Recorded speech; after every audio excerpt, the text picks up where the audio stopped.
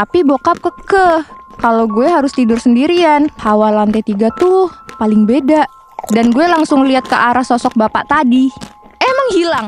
Peringatan, animasi ini dibuat dengan tujuan sharing pengalaman pribadi sang pengirim cerita.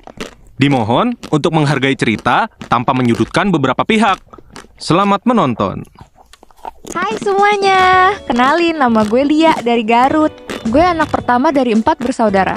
FYI, umur gue 23 tahun. Lagi nunggu wisuda nih.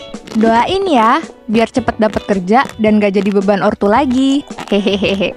Kali ini gue mau ceritain kisah horor gue pas kecil. Cekidot. Kejadian ini pas gue kelas 3 SD. Pas gue baru punya adik yang masih kecil. Walaupun masih kecil, tapi gue dibiasain mandiri sama ortu gue. Dan gue minta tidur sendiri. Jadi, pas bokap gue bujang, bokap udah punya rumah yang kecil. Nah, pas udah nikah dan punya 2 anak, disulaplah rumah kecil ini jadi 3 lantai. Karena rumahnya lahannya kecil, jadi bokap bikin rumahnya tinggi.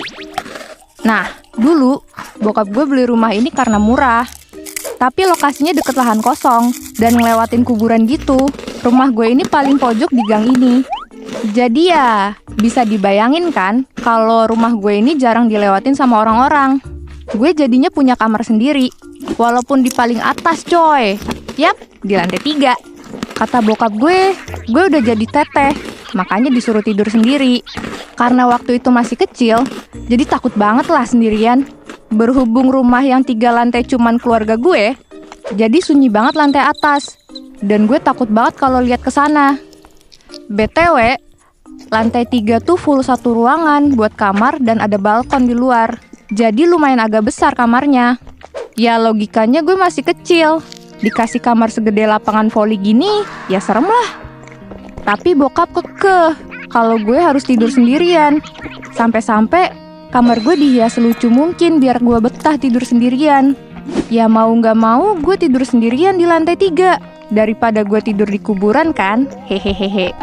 Bokap, nyokap, dan adik gue tidur di lantai 2. Jujur, hawa lantai 3 tuh paling beda. Hawanya pengap dan panas. Padahal udah dikasih kipas di atap sama kipas di lantai. Jadi ada hawa serem-seremnya gitu. Ya karena lantai 3 kan jarang dilewatin kecuali sama gue ya. Itu pun cuman malam pas mau tidur aja. Nggak kayak lantai dasar. Oh iya, gue jelasin denah rumah gue. Lantai dasar rumah gue tuh ada toko kecil-kecilan. Dan ada dapur yang biasanya sering dipakai ngumpul di lantai dasar. Sedangkan lantai 2 itu kamar bokap nyokap. Selama tidur di kamar itu, gue sering banget ngalamin kejadian aneh. Pernah nih ya, pas gue lagi tiduran sambil nonton TV, tiba-tiba ada kelelawar masuk. Gue teriak-teriak, terus bokap gue nyamperin dan ngambil kelelawar itu. Bokap gue riuh banget pas ngambil kelelawar itu. Sampai naik-naik kasur sambil dikepret-kepretin pakai sarung. Tetep, itu kelelawar susah banget keluar. Bokap heran, perasaan jendela nggak pernah dibuka. Ini kelelawar masuk dari mana? Akhirnya dapet dah itu kelelawar. Karena masih kecil dan masih polos, gue mikir kalau ada kelelawar pasti horor kayak di film Dracula. Gue pun nangis-nangis mau tidur di kamar ortu gue. Tapi bokap gue nenangin dan bilang, kelelawar itu cuman mau main aja. Bener-bener bokap gue keras banget pengen anaknya mandiri. Akhirnya gue lanjut tidur di kamar gue. Senengnya setiap gue minta barang berbau hiasan kamar, bokap gue ngedukung dan langsung beliin. Bahkan bokap gue ikut ngehias kamar gue. Sampai-sampai kamar gue udah kayak kosan. Ada TV, ada kulkas, dispenser. Pokoknya bokap gue bikin kamar gue senyaman mungkin deh biar gue betah. Seiring berjalannya waktu, kejadian horor mulai bertambah. Gue jadi sering banget ketindihan dan mimpi aneh. Gue ceritalah ke bokap, tapi responnya tuh, itu mah kamu aja yang gak baca doa sebelum tidur. Padahal gue selalu baca doa, tapi masih aja ketindihan. Akhirnya bokap nempelin ayat-ayat Al-Quran, biar gak ketindihan lagi. Ya alhamdulillah, ketindihannya gak sesering sebelumnya. Pernah nih ya, waktu itu gue mau ngambil selimut di kamar nyokap. Gue bingung ada bapak-bapak yang ngambil selimut. Terus gue nanya sama orang itu, Pak, mau diambil kemana selimutnya? Dia cuma senyum, Cuk. Pas gue lihat ke kamar nyokap, selimutnya masih ada. Dan gue langsung lihat ke arah sosok bapak tadi. Emang hilang. Asli merinding banget gue. Gue ceritain ke bokap. Seperti biasa, beliau nggak percaya dan bilang, "Ah, kamu cuma salah lihat. Anak-anak mah suka berhalusinasi gitu." Gue bilang lagi, "Tapi aku pernah lihat nenek-nenek juga, Pak." Tapi tetep bokap gue nggak percaya. Puncak kejadian horornya pas gue mandi sore-sore jam 5. Abis pulang main, posisinya gue langsung naik ke kamar. Terus nyiapin baju di atas kasur. Pas lagi milih-milih baju dan mau nutup lemari, gue dikagetin sama 2 anak kecil yang nongol di samping lemari. Fix, ini mah setan kata gue teh. Anjing pisan, euy. Gue panik sejadi-jadinya. Gue lari malah kepleset anduk. Pas mau buka pintu, pintunya kekunci cuy. Padahal gue nggak pernah ngunci. Dan nggak ada kunci di pintu itu.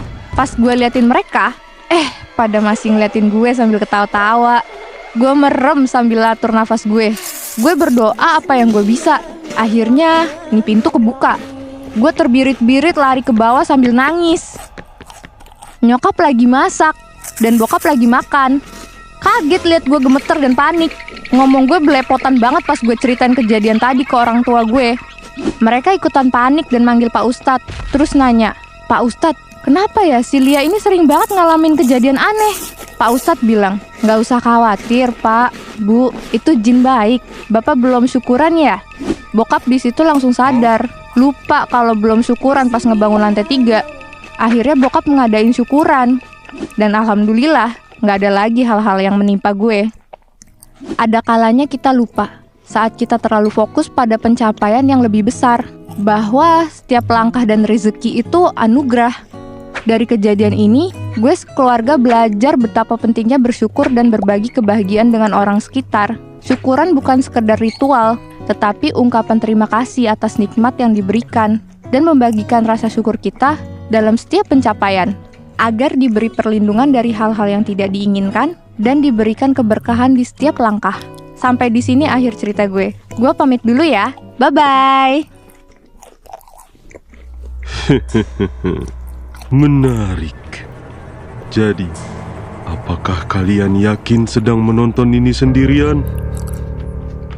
Jika kalian suka, bisa klik like, komen, dan subscribe channel Gua Punya Cerita.